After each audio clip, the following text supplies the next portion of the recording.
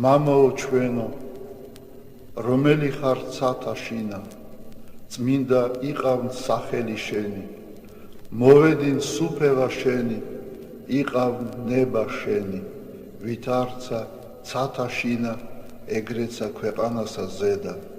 პური ჩვენი არსობისა, მომეც ჩვენ დღეს და მომიტევენ ჩვენ თანანადებნი ჩვენი, ვით არცა ჩვენ მიუტევებთ თანამდებთა მათ ჩვენთა და ნუ შემიყვანებ ჩვენ განსაცდელსა, არამედ მიხსნენ ჩვენ ბოროტისაგან.